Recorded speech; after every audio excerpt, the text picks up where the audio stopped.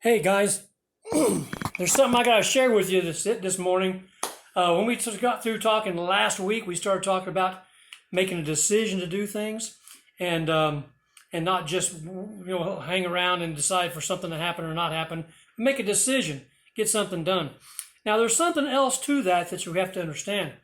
In doing all that stuff, if you just make a decision and do it just because you want to, just because you think it's a good idea, that might not be the best idea. There's got to be some communication with somebody. You know who it is? I'm sure you do. There's got to be some communication with God about it. So don't get the idea from last week that I said, find something to do and just go do it. No, wait. There's got to be some communication with God. It's not just a matter of deciding to do something. Most people live their life and they kind of just kind of sit around and react to life as a Christian should, and that's good. That's what you need to do. But then there's other people who will want to make a difference and want to do something, and you got to make that decision. See, like these little videos I'm doing, they're lots of fun. I enjoy doing them with you guys. Wish I could see you. I wish I could give you a hard time. But if I just sat around here at the house and thought, if Larry brought some stuff over, I'd read it. If Jeremy had come over and tape it, I'd do that. You see, I'm kind of hanging around, just waiting for something to happen, let somebody else take care of the legwork. But if I'm going to do it, and I'm going to do it myself, then I have to get into it. I have to make the decision, pray about it, and get it taken care of.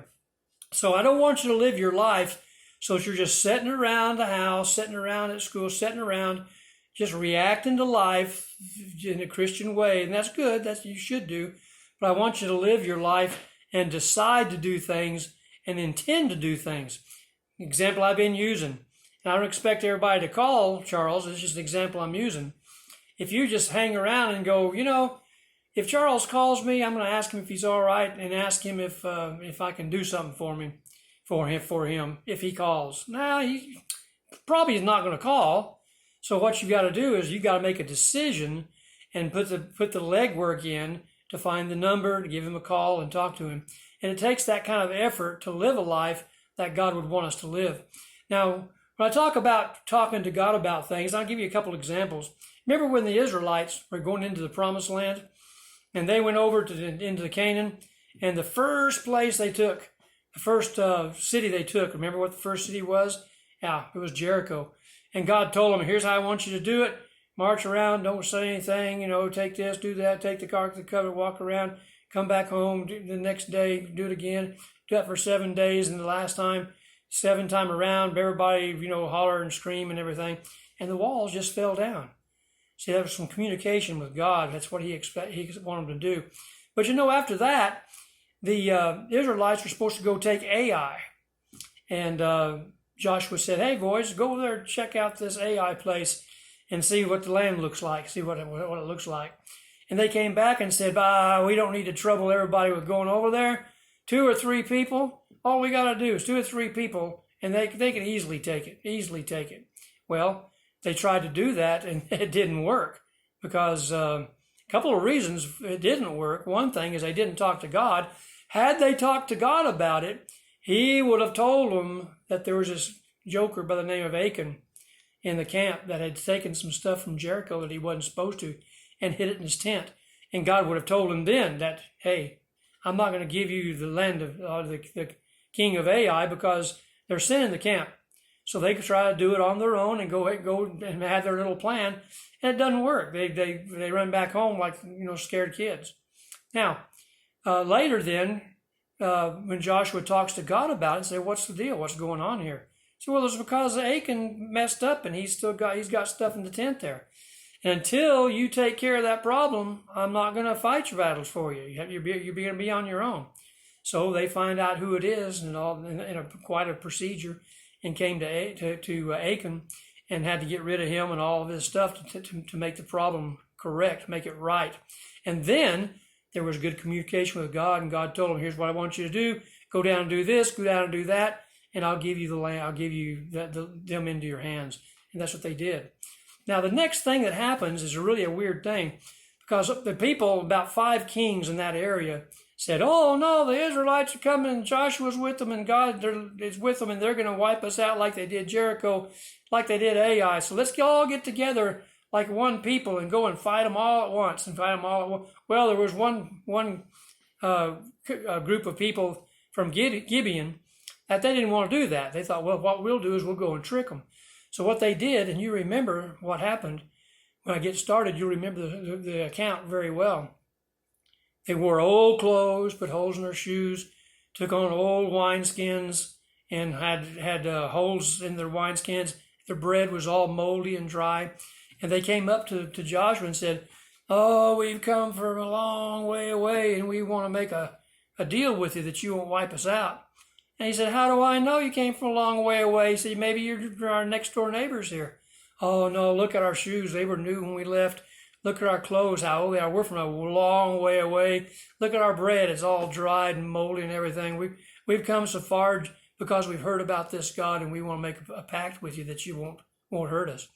So they said, "Okay, we'll make a pact since you're a long way away, and we don't care who you are anyway. So you'll go on about your business. That's cool." Well, then they found out that they were next door neighbors, and 3 days later they went over and had to take care of the situation. But the point is, they didn't talk to God about it.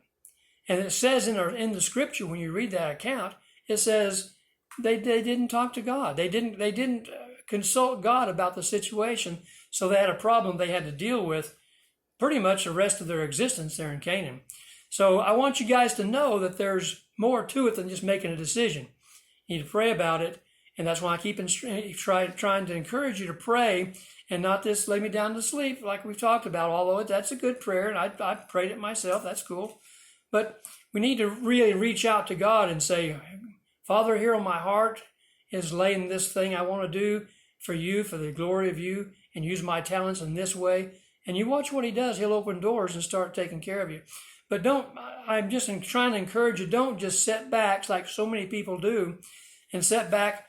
When they talked about Noah, the people before Noah in the flood, the right reason God wiped them out, he says in those days people were eating, drinking, and giving in marriage, and there's nothing wrong with all that stuff, but that's all they were doing. They were just living their life. They weren't doing anything. They weren't using their talents. They weren't even worshiping God.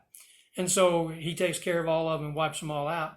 So I'm trying to encourage you not to be the kind of person, and don't start to be the kind of person who just sits around and waits for something to happen so that you can say, "Oh yeah, I did a good job there," and glorified God. And that's good. You need to be able to react to life like a Christian and do the things that are right. But I'm telling you, if you don't have intent in your life and in your prayers about what you want to do with your talents, that God would show you something to do, then it's more than likely not going to happen unless you ask him and talk to him.